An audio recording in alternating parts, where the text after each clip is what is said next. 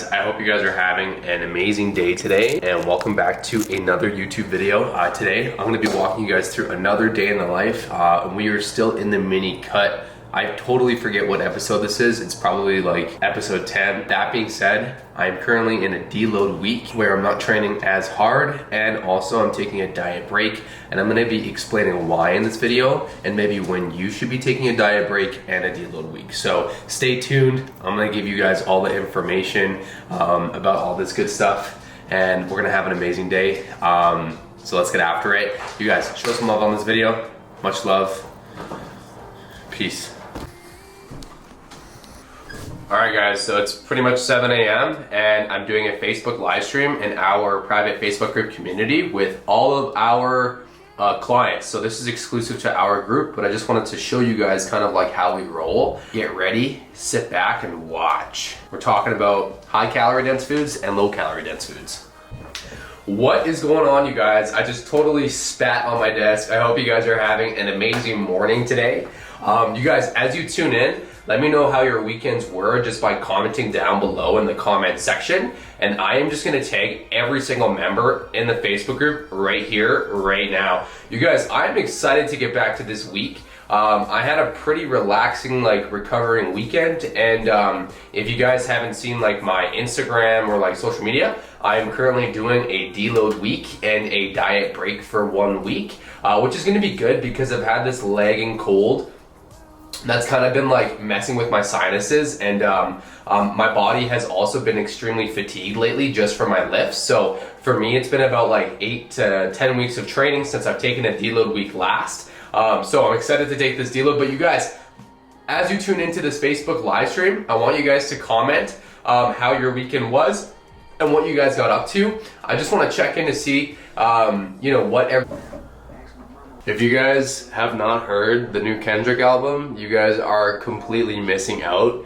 I repeat, you are missing out. You guys need to check out the new Kendrick Lamar album. It is so good. I would honestly say that it is my favorite album by far out of all of his albums. My favorite album of his is Good Kid, Mad City, but this album beats that.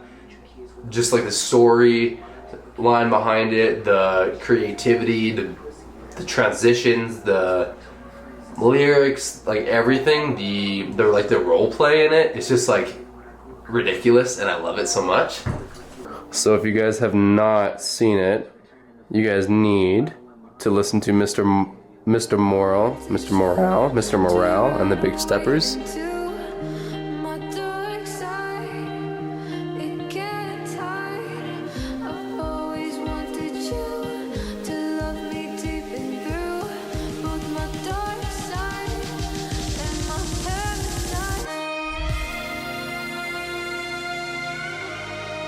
So I'm making my post for the day, and basically I have these like photos saved from a photo shoot, and then I edit them in Lightroom.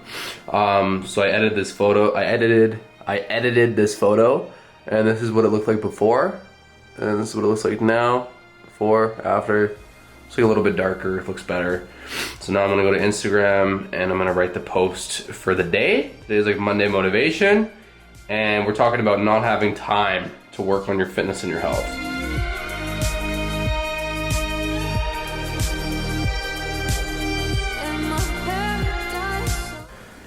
Just because you made it in life doesn't justify putting off your fitness goals. Doesn't mean you made it in life. Making it in life doesn't justify putting your fitness. Making it in life doesn't justify putting your fitness goals on the back burner. Me, every time someone says I don't have the time, how long have you been using that excuse for? You might not have the time to work out 4 to 6 times a week at the gym because you have a wife and kids, but that doesn't mean you can't work on your nutrition or shift your activity habits so you can start eating better and performing simple activities that help you become more active. You might not have the time to meal prep 2 times a week for 2 hours, but that doesn't mean you don't have the time or money to spend on a meal prep service or a service to help you find ways to work on nutrition without it taking hours of your time. You might not have the time to do hours of cardio every week, and guess what? You don't need to. I'm here to tell you that I'm here to tell you that you have the time if you want to make the time. You need to find what works for you. It's not about not having the time, it's about shifting your perspective and realizing that it doesn't have to be like this anymore. Stop keeping it black and white. Find a different approach to accomplish your goals. Fitness is versatile. Things that work for one person don't work for everyone. So cut out what doesn't work for you, hone in on what will, and make today the first day you start taking care of yourself.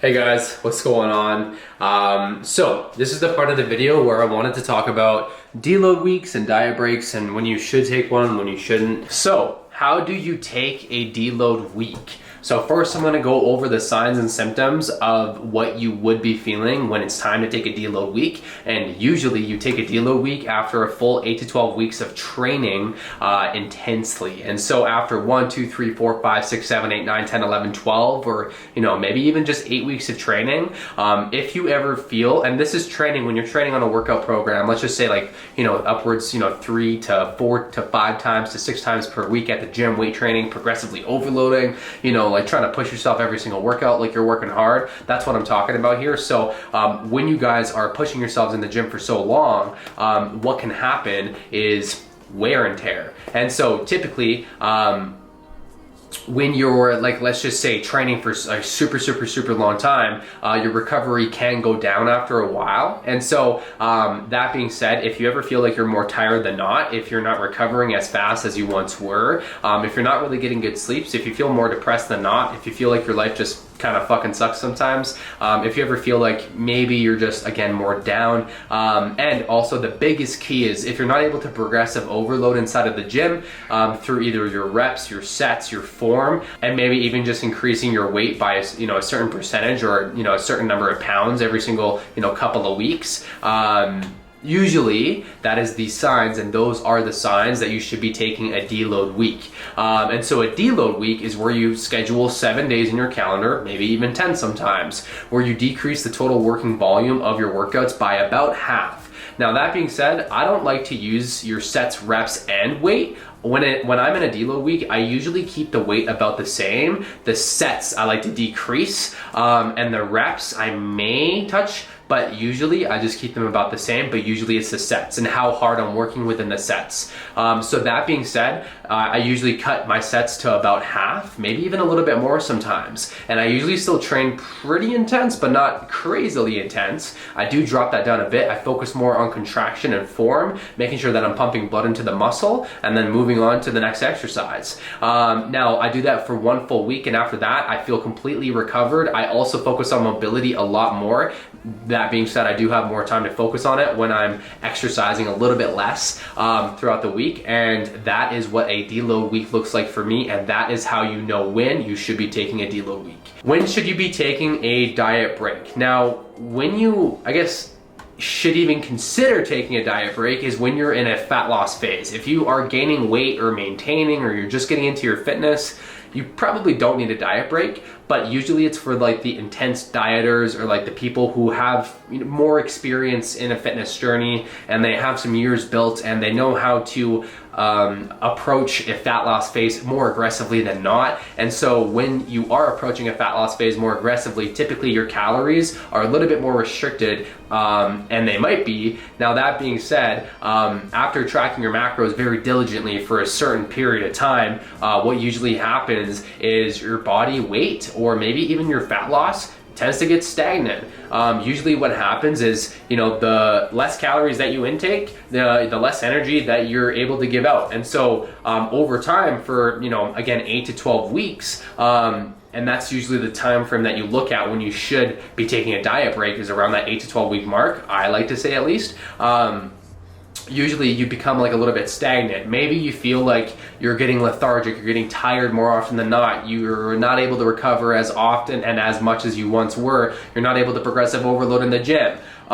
This is when you might want to consider a diet break. And so what usually happens is like, you still have a set plan, you're still tracking your macros, you're still eating the same foods, but you have a little bit more leniency. So I like to kind of plop in the 80-20 rule to have a little bit more flexibility. So tracking your macros 80% of the time and then the other 20% enjoying some foods of choice.